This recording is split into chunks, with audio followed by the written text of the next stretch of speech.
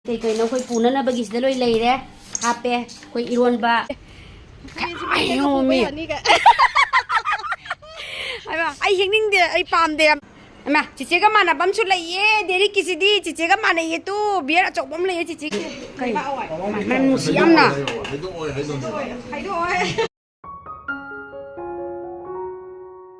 ngasidi koy tamusa sinare tabak sukadre ngarang sukadre ngasi sukadre masa ngamdabase hinadadana tabom khangdadana office ti sum kabani sida mu sofa sida mu phami phamung sida mu leirui somda mu lai tawraga matam ji lel leire ado hayengdi khoi sida leimi khoi sida khoi blog masen hangminaba inaw nupi ma leiye mana su aigi subscribe tawbire aina sumagi subscribe tawnare do koi khangnare khangnabase tha anium di sujale amta lau iche thingnasi momo punsi ko hainai magi no mung mai macha no pa mu nai na tawi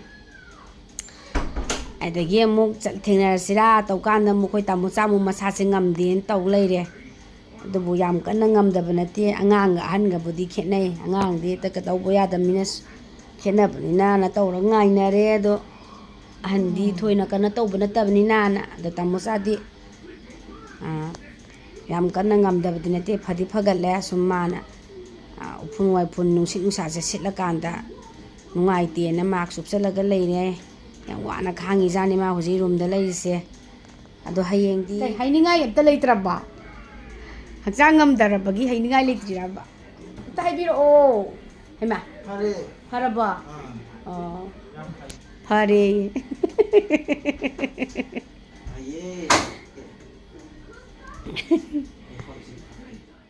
Class 1 karami lesabi phara banena big sister waramnena lamsi amna duki matik hen kalae saurak pagi ado hayengdi baby brother gi memsa torena masu am excited oire say hello how much you excited 100 Only 100. If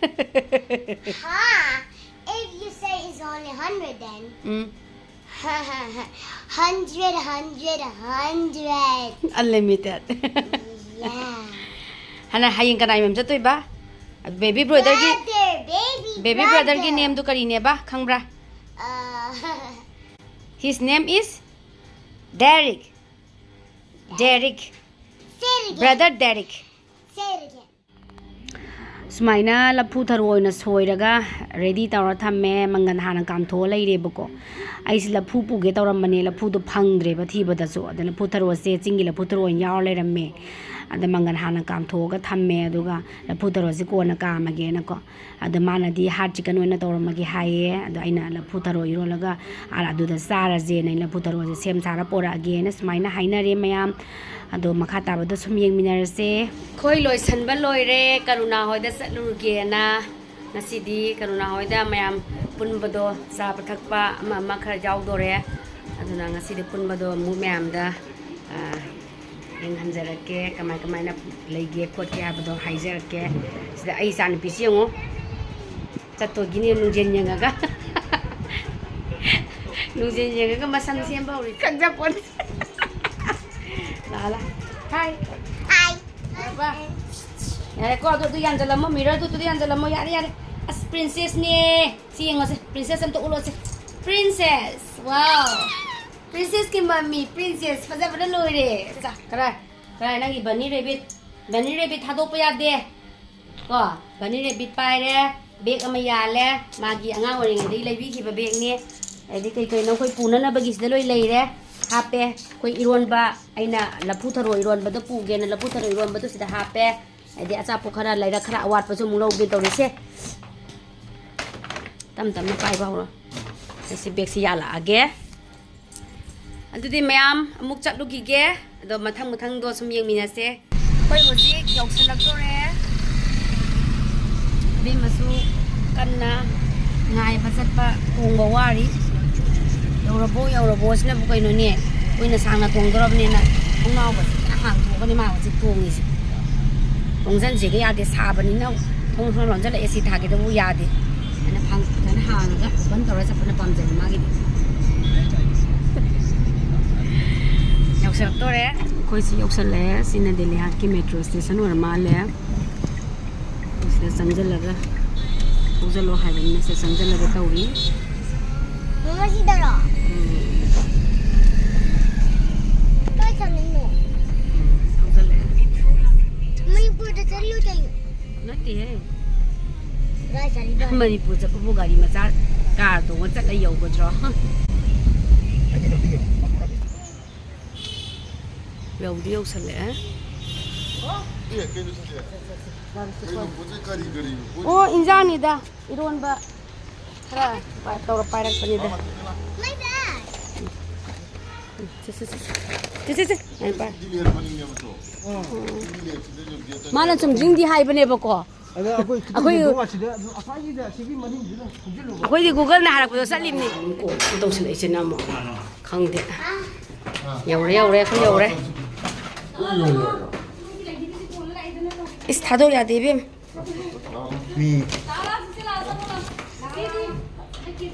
욕설래 거의 욕설래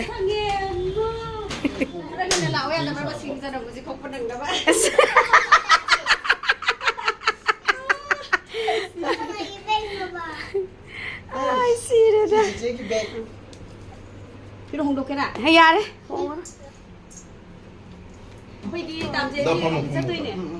아이 잔비나 하이에 맞아 satore 나 타박시 야다버니니 떠리세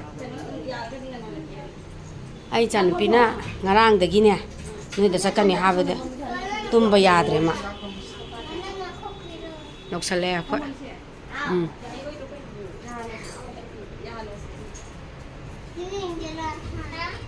아싸 무시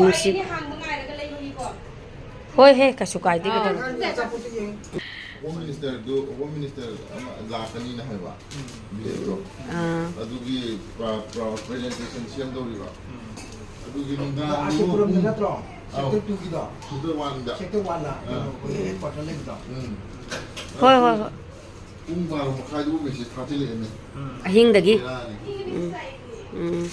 ane ji si kanna tawrimni no ko ira tenna होय होय याय वाली दा थोंग थाक तौसु माने लोय मा लोय यानाद्रमिना melon गुमबदि चानरा लाए चादि इनी एदुदि कनोना कौजरासो अखोई सि तामो चासे असिगी मसे जु इचे गा चही मानरामेबा अदाइना इचे अदुम कौबना येन सिमागा आइन लफु थरो इरोनबदो अदु दमगा दum तौरा लोसलासि दुकान हांग मंगाराबा आदा फगरबा आइगी इनाउ थबकसे आइना जो तहलगा दिनो इनदा लापरे समदोरि बदुनने तहलगा यादे इनो जाने केरगा चादोरि बदुन अमा हागनु हाय नंजि लोरगान केगदमनि को Let's roll. लोरे अनि से लोरे ला ला चिचे कइनो इसे लाओ ए कम ऑन लोरे मोइनी की नुहाय बसिदि लोरे मा मोय अनि सिदि सिदि यातारे धना मा चिचेगा माना बमसु लइए देरी किसिदि चिचेगा माने ये तू बियर अचोबम लइए चिचेगी सु लइए अदगी एलिफेंट सु चिचेगी सु लइए मा देरी का चिचेगा या माना बेम लइए I'm gonna draw first. Yes. And next is your turn. Okay. Why do you draw like this? Okay.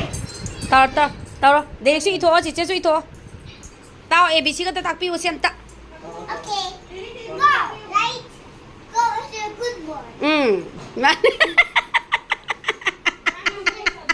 Good boy guy. I will write all of the numbers. Adu deri ka mo isi ko. Cici balora kanda. Yengo amana ozani. Amana kanoni yengo. A, B, C, D, E, F, G, H, I, J.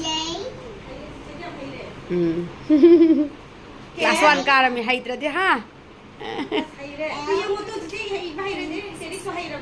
Sarau jalure. Angale rambasida madi. So angale rambasida. Bado rambasida sulu. Nasu ining bro kaino hairo. Kay hay naman tayo sa boy mo. Nama nangi video nam dana ha.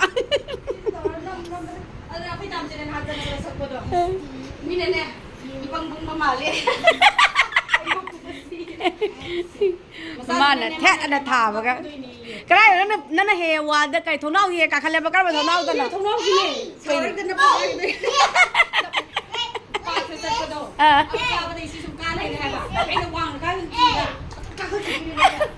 sao cái là gì nè thốn nào này sẽ được cả cái gì này video nằm mà thạc lạc quá cái gì đó đấy is tak pi đi mà xin là tak pi đi cô ai đó kia hay rồi kia hay rồi xin là cái gì L phải dẫn đi ibio bé mà khăng là ba Dokter gì này tính gì cái này tính gì ama na ai mama phải dẫn mà lên làm bé quan ai đi khăng mama mà lên làm mà pa cái xếp mày thong nung thong mày pa mà mị mà là không xì đấy as amana oza oi re amana satra oi re Q hai đó Q hai đó R S phật này ibi đấy phật hai lo hai đó để tu chỉ chen hai để ta tu mà thân là cây nó xe đi ra U V W A Y G yeah hay đây clap hay đây lôi xin lê Sara Zena học theo hậu rẽ sẽ salak lấy rẽ đây xin ai na porak ba lapu iron ba lapu tharo đây lapu tharo pore lapu phang da na lapu tharo na pura la hap hậu rẽ sana bagi yang kan man hona jari tawri se nong phado thina bari nong jo haida re tawri se ado mayam si inaw ni pise ma si kan na hona jari mai mamai du usar am kan ula roi ge bako ma si ke dra mi nongai tari hai ado ma si blog ma sam lei bane bako ado koi dum ma zu hang jaba kui jadri ba ai su kui jadri ba ado si sina koi zum awa ba nongai ba adu potha jari ne ado mayam na ma gi su garden ga yam lei bane tha ra phasana lei bane ado su ujarake aduga subscribe to biro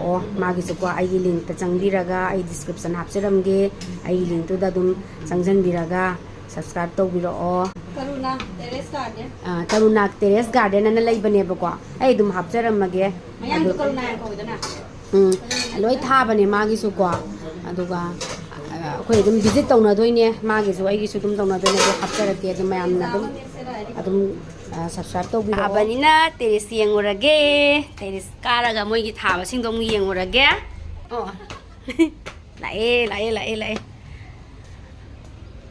karum don wain chatoi sibo nate aina karum na chatoi no hai bani da Silere mo se de ka khatoi ba wow ai ma koi se khangna badi tha ani hum sure khangna ri ba chana ba thengna badi una badi su pang phangna de ba ko haidi mai mla ta changjan ge je chum ngam da ba hai tare thabak sinna ba degi angang na ba khot pa leina ba du gi ko aduna sat pa khop pa je sangda leire du ngasi di la e suti leina ba gi ade mai gi thari je na sum yeng ba ai gi mai blog je sum yeng ja ba ne ba doina mai gi tha ba je u ba je am phaja ba do mit cham nuai ba do yong nuai ba ne yong sang trek sang ga ne mit na je adum ma gi je yeng ga leira ba ne yam phaja na taw ha ba hona je hai ba yam na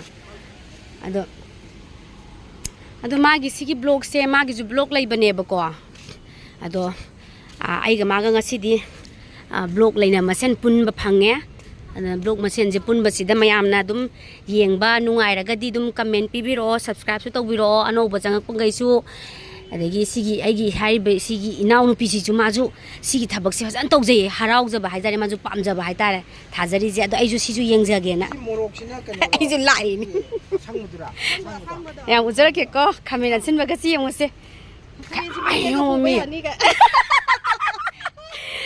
ai hingning de ai pam de nung si khu hai na pa la ga dum le ni yenga ga yung ko jam to ha ba yung ni tam cha ꯀꯣꯂꯤ ꯍꯋꯥꯏꯁꯦ ꯅꯨꯡꯁꯥ ꯁꯥꯃꯟꯅ ꯅꯠꯇꯦꯕ ꯀꯩꯅꯣ ꯉꯝꯗ꯭ꯔꯕ ꯉꯥꯟꯁꯤꯜꯂꯛꯏꯁꯦ ꯂꯣꯏꯅꯗꯤ ꯁꯨꯖꯔꯤꯕ ꯍꯤꯡꯕ ꯉꯝꯗꯕꯗꯣ ꯎꯃꯣꯔꯣꯛ ꯀꯥꯁꯤ ꯌꯦꯡꯉꯨꯅꯦ ꯆꯨꯝꯅꯒꯤ ꯍꯧꯅꯤꯡꯕ ꯍꯧꯁꯅꯨ ꯅꯠꯇ꯭ꯔꯥ ꯑꯩꯅ ꯀꯜꯂꯛꯄꯗꯤ ꯅꯋꯥꯏ ꯀꯩꯅꯣꯅ ꯎꯠꯈꯤꯕꯗꯣ ꯀꯦꯕꯨꯂꯥꯅ ꯎꯃꯣꯔꯣꯛꯅ ꯄꯥꯟꯕꯁꯦ ꯑꯩ ꯌꯥꯝ ꯀꯜꯂꯛꯆꯩꯑꯕ ꯆꯥꯗ꯭ꯔꯁꯨ ꯃꯌꯥꯝ ꯐꯖꯩꯌꯦ ꯇꯨ ꯌꯦꯡꯉꯨ ꯇꯨ ꯐꯖꯩꯌꯦ ꯃꯤꯁꯤꯅ ꯆꯨꯝꯅꯒꯤ ꯃꯣꯔꯣꯛꯇꯨ ꯅꯠꯇ꯭ꯔꯥ ꯄꯥꯟꯕꯗꯤ ꯌꯥꯎꯗ꯭ꯔꯤꯕꯣ ꯑꯝꯕꯣ ꯎꯃꯣꯔꯣꯛꯀꯤꯔꯣ ꯑꯣ ꯆꯨꯝꯅꯤ ꯃꯣꯔꯣꯛꯇꯣ ꯎꯃꯣꯔꯣꯛꯁꯦ ꯄꯥꯟꯕꯗꯤ ꯄꯥꯜꯂꯣꯏꯕꯤ ꯑꯃ ꯌꯥꯔꯦ ꯁꯨꯡ ꯂꯩꯔꯨꯔꯅꯨ ꯅꯠꯇꯦ ꯁꯤꯁꯤ ꯃꯔꯨ ꯑꯩꯈꯣꯏꯅ ꯍꯨꯟꯖꯤꯟꯕ ꯁꯨꯃꯥꯏꯅ ꯍꯧꯔꯛꯏꯅꯦ ꯍꯥꯏꯕ ꯑꯣ ꯄꯥꯜꯍꯜꯂ ꯁꯨꯡ ꯂꯩꯔꯨꯔꯅꯨ ꯄꯤꯔꯨꯛ ꯃꯅꯥꯁꯦ ꯍꯟꯗꯛꯇꯤ ꯈꯨꯄꯥ ꯑꯃ ꯇꯧꯔꯦ ꯅꯨꯡꯉꯥꯏꯇꯗꯅ ꯌꯦꯡꯉꯨ ꯃꯥꯅ ꯁꯨꯝ ꯂꯤꯡꯊꯣꯛꯆꯔꯤ ꯃꯌꯥꯝꯁꯦ ꯌꯦꯡꯉꯨ ꯈꯨꯌꯥꯝꯃꯝꯅꯤ ꯃꯣꯔꯣꯛꯁꯦ ꯃꯥ ꯌꯦꯡꯕ ꯌꯥꯝ ꯅꯨꯡꯉꯥꯏ ꯑꯩꯅ ꯁꯨꯝ ꯌꯦꯡꯕꯗꯒꯤ ꯃꯥꯏ ꯑꯁꯦꯡꯕ ꯆꯪꯁꯤꯜꯂꯨꯔꯀꯥꯟꯗꯗꯤ ꯂꯣꯏ ꯐꯖ ꯂꯩꯔꯝꯃꯤ ꯃꯤꯇꯨ ꯅꯄꯥꯛꯄꯤ ꯌꯥꯝ ꯋꯥꯏ ꯁꯤꯒꯁꯦ ꯁꯨꯝꯕꯒꯁꯦ ꯑꯗꯨꯝ ꯐꯪꯉꯤꯔꯣ ꯀꯃꯥꯏꯅ ꯇꯧꯔꯤꯅꯣ ꯐꯪꯉꯦ ꯑꯃꯥꯖꯣꯟꯗ ꯌꯥꯎꯕꯅꯤ ꯇꯥꯃꯣꯆꯥ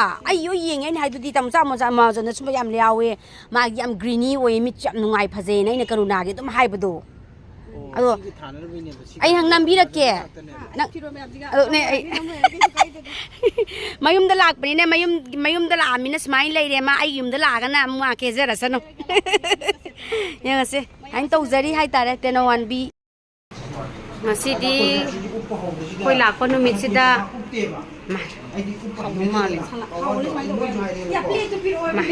ꯅꯪ ꯀꯩꯅꯣ ꯊꯣꯏꯗꯤꯡꯁꯨ ꯍꯥꯞꯄ꯭ꯔꯣ ꯀꯩ ꯃꯅꯝ ꯅꯨꯡꯁꯤ ꯌꯥꯝꯅ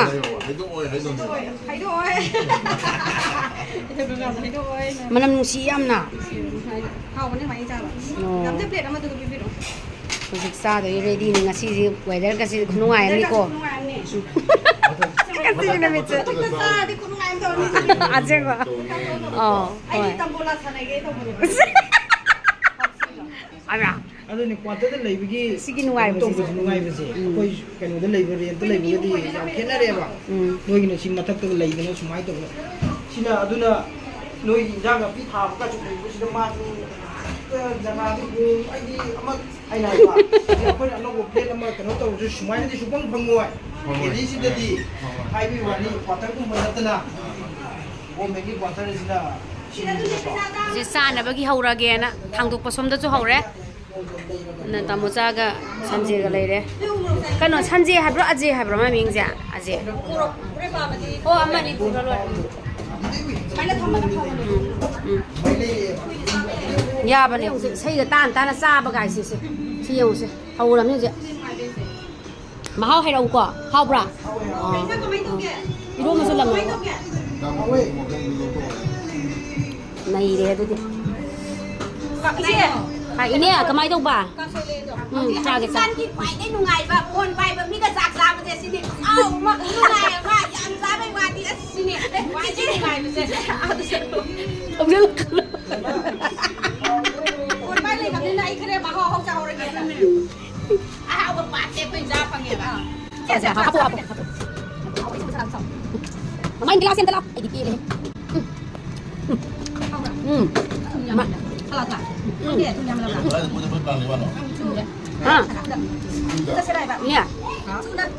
하왜 아이 정말 짜증 많이 가봐 자네 항상 뭐 세니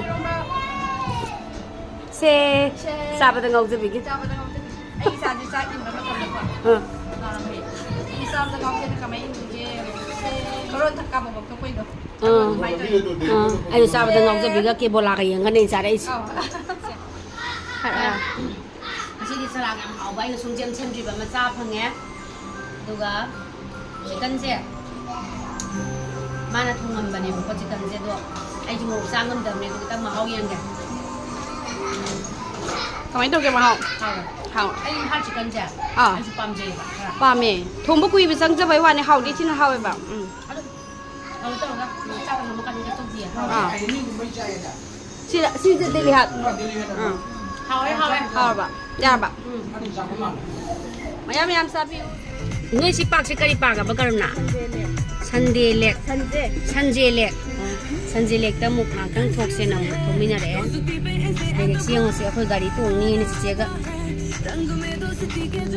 ꯂꯩꯔꯤ ꯌꯦꯡꯉꯨꯁꯦ ꯑꯝꯇ ꯅꯨꯡꯉꯥꯏꯕ꯭ꯔꯣ ꯅꯨꯡꯉꯥꯏꯇ꯭ꯔꯕꯣ ꯅꯨꯡꯉꯥꯏ ꯑꯗꯨꯅꯤꯗꯅ ꯅꯨꯡꯉꯥꯏ ꯁꯤꯕꯣ ꯋꯥꯗ꯭ꯔꯥ ꯈꯪꯗꯦ ꯃꯤꯁꯤꯕꯣ ꯏꯃꯥ ꯔꯥꯎꯟꯁꯤꯡ ꯃꯆꯤꯔꯦ ꯑꯩꯗꯤ ꯋꯥꯔꯅꯤꯌꯦ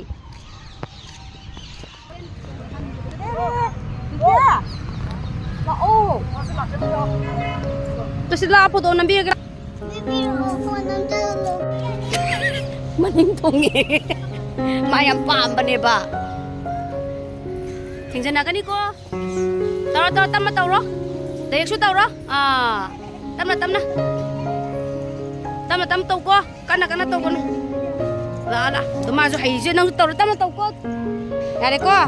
Ilaw ra mami pus tau ra. Yara ba masama na ka pa pare. Yara ba. Ko da na. Ilaw ra. Mami lagi ba. Hayal. Ko tingnan makara ko tingnan no.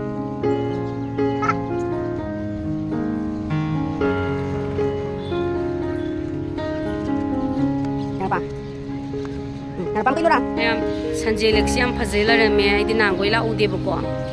And we see now big Karuna, Sister Usena Lainio. I don't see you know to crash to gray. I don't Mapan to Pasiam no island me, whether she's Mammy Tore, Hall again at Hogla in she is an acting junkie in a net. Jangamini Boko. Later, Sanjay Atang to walk out of Panebo. Angang mamang da angang gay some sakatri akuyum sai lai ado sine ai na hai pai nang pinang mak so jingda ga nang nu pine si sine koi deli da lai mina bane sum ma koi ngatang hai di YouTube khaga hangna bani na blog ma cha ma pai na bani na sum koi sum punjan na jara ga hanga ti punjai bu ko ado sum thengna ba la am bane sak saram ta mina thu e ai ne da ga chalu re video ba cha cha nam thu e ado ai gi channel te yeng biriba support to biriba mayam sina su inong pis te sangaga subscribe to biro o adu makoi masin support to na jabane ba ko adu nungai te phaje te na jum comment su biro o adu magi link to I habjaram ge ba ko ma su ingon kon be am pam je ba ngang ne ingon kai ga po jai thap am pam me ba ko ai suma paman ki bagi mai ma ta la ine ba adu hayeng yeng bira kanda mayam na dum subscribe to biro am support to biro hai tare mayam adu sai matik sida dum loirage Masa kangen